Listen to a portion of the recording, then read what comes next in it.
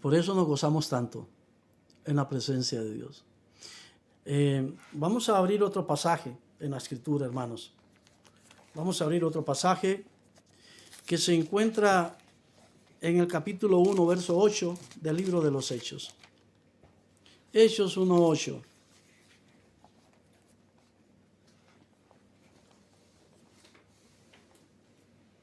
Así está escrito, que, hermanos, otra vez, en el tiempo del Señor Jesús, el primer siglo, había mucha gente necesitada de Dios, sedienta de Dios, hermanitos. Pero ellos eran como ovejas sin pastor, desorientados. Las sinagogas en los sábados, los días de reposo, el Shabbat, acudía mucha gente, pero no tenían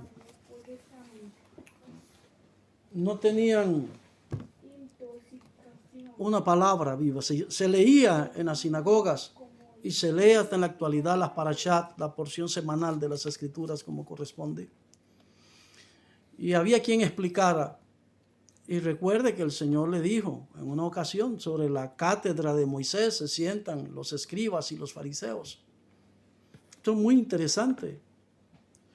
Y esta era un asiento, muchas veces un asiento, una silla hecha de piedra, donde se sentaban los maestros a instruir, un moré, un maestro, un rabino a instruir. Y instruía en la Torá o en la ley de Moisés, hablaban de los profetas. Y por eso usted ve que el libro de Lucas nos dice en el capítulo 4 que cuando él llegó y se congregó un Shabbat en la sinagoga, porque el Señor siempre se reunía y se congregaba, se le llamó para leer la Torá, se le daba prioridad a levitas, o si habían sacerdotes o cohen ahí, eran personas con ese privilegio de leer ellos primero la Escritura, y si no, pues se le concedía a otra persona. Y él fue llamado. Hemos hablado mucho de este pasaje. No fue que él se levantó a leer porque él quiso, él era ordenado. Él respetaba el orden en la sinagoga. Usted puede ver que en los evangelios dice que había quien presidía en la sinagoga. Había quien dirigía en la sinagoga. El culto en la sinagoga era muy ordenado. El Señor era tranquilo. Él era sujeto también. Pero cuando él se levantó a leer fue que se le llamó. Yo sé que el evangelio no registra eso, pero esa era la costumbre. Se le llamaba a la gente para que leyera. Y me parece estar viendo, como lo he dicho tantas veces, a este hombre llamándolo a él de la forma en que le concede la oportunidad de leer las Escrituras. Yeshua ben Yosef a Torah, como cantado. Y él se levantó para leer. Y cuando él se levanta para leer, bendito el nombre de Dios, todos los ojos están fijos en él. Y se lee el rollo de Isaías, capítulo 61. Porque esa era la porción que correspondía precisamente a esa parashat semanal. Qué maravilloso, no fue una coincidencia. El Señor estaba en el lugar indicado, estaba en el momento indicado, preciso, y se le da la escritura indicada para ese momento. No es una casualidad. El Espíritu de Dios guió ese culto y guió a ese hombre para que el Señor leyera la palabra. Y él dice: el Espíritu del Señor está sobre mí. Maravillosa profecía de Isaías, que se las voy a leer brevemente, el primer versículo.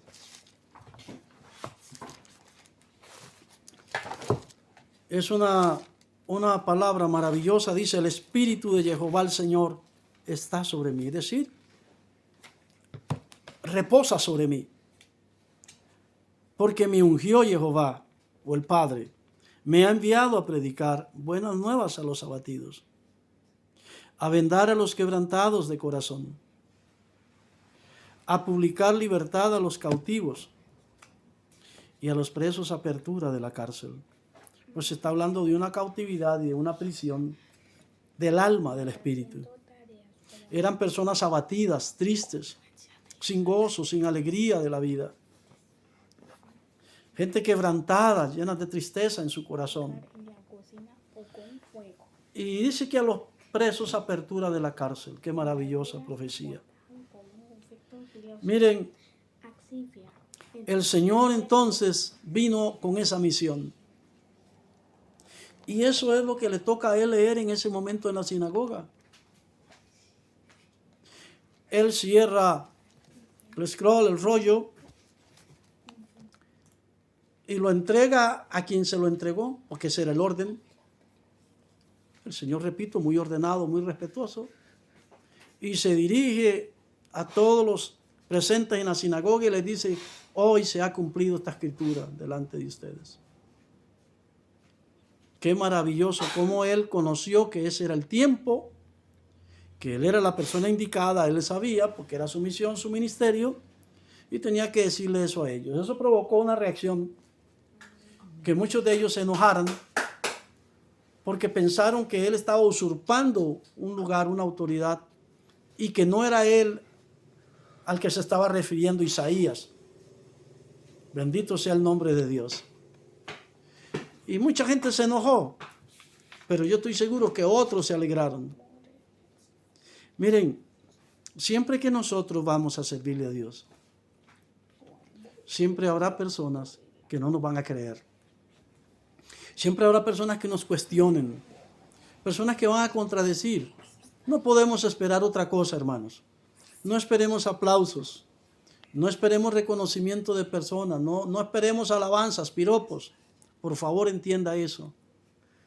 Porque muchas personas se desaniman porque dicen: ay, es que yo pasé adelante a servir y pasó esto, pasó lo otro, y se desaniman porque esperan aplausos. Mire, una persona que está empezando a servir es muy bueno animarle, pero debemos enseñarle también que se prepare, porque al servirle a Dios es provocar los demonios, es desafiar las tinieblas. Entonces debemos tener ese cuidado nosotros. El Señor siempre estuvo en medio de controversias, porque la profecía decía que sería puesto para levantamiento y caída de muchos en Israel, y que sería una señal contradicha. Y usted lo ve debatiendo con saduceos acerca de la resurrección, debatiendo con los fariseos, y mucha gente dice que el pueblo le oía de buena gana. Alabado el nombre de Dios. La mayoría de la gente sencilla, de esos quebrantados de corazón de que habló Isaías, de esos afligidos de espíritu, de esos cautivos en el alma. Recuerde que la persona endemoniada estaba cautiva por Satanás, y él liberó muchos endemoniados, porque el poder y la autoridad de Dios estaba con él. Y eso es lo que Dios está deseando que la iglesia en este tiempo haga. Pero la iglesia tiene que sanarse. La iglesia tiene que hacer un teshuvá, un arrepentimiento muchas veces, porque somos muy liberales, hermanos. Muchas cosas se hacen pensando que como somos en la gracia, el Señor es tan bueno, Él nos va a pasar por alto un montón de cosas. No, mire, servirle a Dios requiere una exigencia severa de parte de Dios a nuestra vida. Qué importante es eso, hermanos. Alabado sea el nombre del Señor, bendito sea su nombre. Entonces, claro, el poder del Señor estaba con él para sanar en el Evangelio de Lucas. ¿Por qué? Porque él era obediente al Padre, porque él era santo, porque él caminaba con la palabra de Dios. Y leímos, dice, ahora vamos a ver algo muy importante. Hechos 1:8. Él les dice a ellos: pero recibiréis poder cuando haya venido sobre vosotros el Espíritu Santo, y me seréis testigos en Jerusalén, en toda Judea, en Samaria y hasta lo último de la tierra. Mucha atención a esto. Él dice, lo primero que dice, él pudo haber usado otra palabra, pero cuando él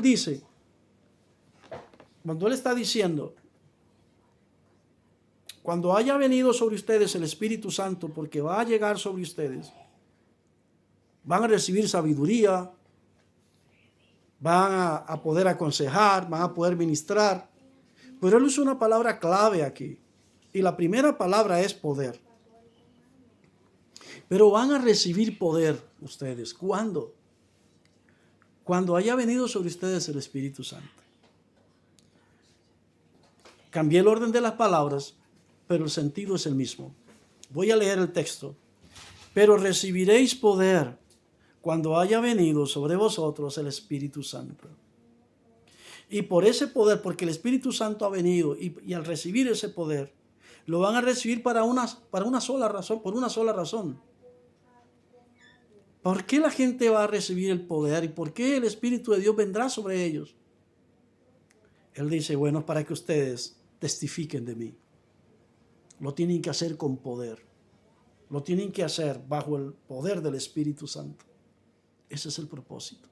No es entretenernos en una reunión cristiana y sentir escalofríos, sentir un calorcito y reírnos un poco.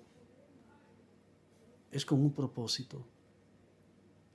Dios siempre ha tenido en su corazón la salvación de las almas, de Israel primero y de todas las naciones. Él no quiere que nadie perezca.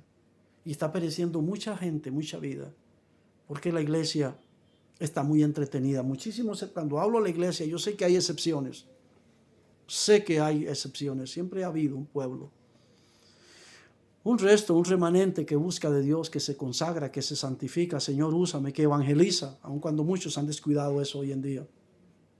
Hermanos, entonces dice, pero recibiréis poder cuando haya venido sobre vosotros el Espíritu Santo y me seréis testigos en Jerusalén.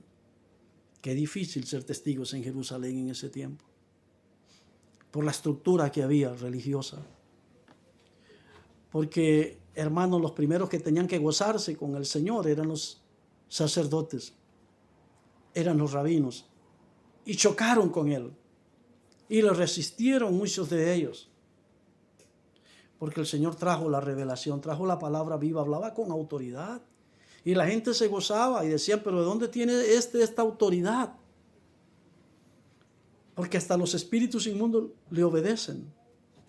Hermanos, ¿cuál de ellos, de estos sacerdotes, de estos o saduceos o fariseos, registran los evangelios que resucitó algún muerto? ¿Cuántos leprosos limpiaron ellos en todos los años de estar ejerciendo y enseñando? Pero aparece un rabino, Yeshua de Nazaret, sencillo, humilde, y empieza a enseñar y a predicar. Pero recuerde que fue después de que fue bautizado en el Jordán por Juan, porque él se sometió a un orden divino. Él fue humilde, él pudo decir, yo soy el Mesías. Juan no tiene por qué venirme a bautizar a mí, yo soy. De hecho, Juan dice, yo necesito ser bautizado por ti, yo necesito sumergirme. Y él responde, deja que se cumpla toda justicia. Debemos sujetarnos a lo que está escrito. Eso se llama humildad. Y cuando él emergió del agua, nos dice la Escritura, que se oyó la voz del Padre. Dice, este es mi Hijo amado. Ya tenemos dos figuras de la Trinidad. El Padre hablando y el Hijo en el agua. Y luego dice que descendió sobre él el Espíritu de Dios, el Espíritu Santo, en forma corporal. Escuche lo que dice el texto. Como una paloma. No es que fuera una paloma, pero fue la figura, la forma en que pudo verlo Johanán. Recuerden que Johanán preguntó, ¿quién es? ¿Cómo voy a identificar al Mesías? Y le dijeron sobre aquel que tú veas descender el Espíritu Santo. El Ruach HaKodesh, ese es el Mesías. Él pudo verlo y él entendió. Después de ahí dice que fue tentado por el diablo por 40 días, 40 noches en el desierto. El Espíritu de Dios lo guió después del bautismo en agua. Lo bautiza, el Espíritu de Dios viene sobre él, es llevado al desierto. ¿Qué contraste? Está en las aguas de un río. El Padre le habla, le da testimonio ahí que es el Hijo amado, y el Espíritu de Dios lo agarra, lo guía al desierto.